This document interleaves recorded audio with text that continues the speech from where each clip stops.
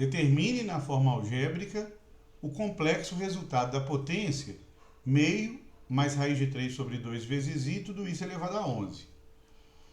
Bom, para fazer uma potência com um expoente razoavelmente grande como esse, elevado a 11, então vamos usar a forma trigonométrica para poder determinar esse resultado.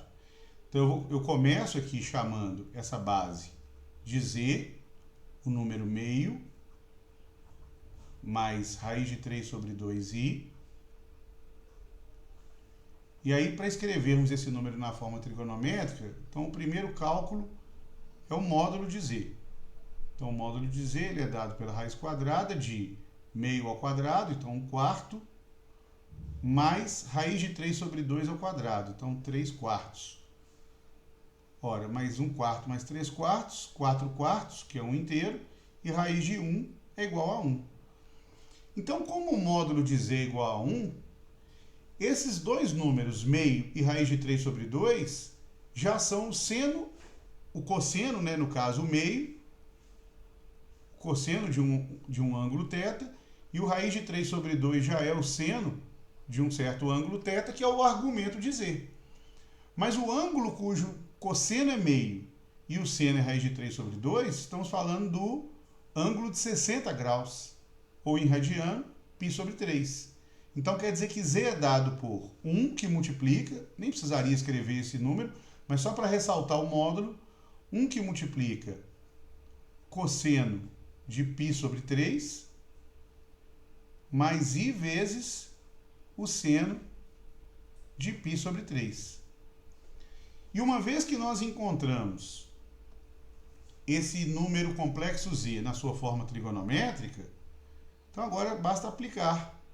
Z elevado a 11 é igual ao módulo, que é 1, também elevado a 11, vezes o cosseno de 11 vezes o argumento, então 11 vezes π sobre 3.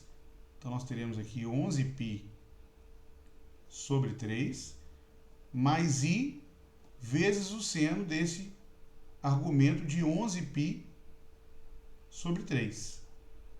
Bom, 1 elevado a 11 continua 1, então nem há necessidade de escrever.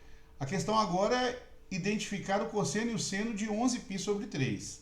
Então a primeira coisa é observar que 11π sobre 3 radianos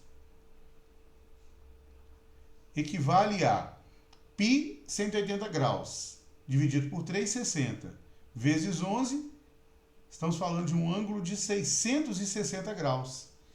E esse ângulo de 660 chama atenção pelo fato de ser um ângulo que representa mais de uma volta.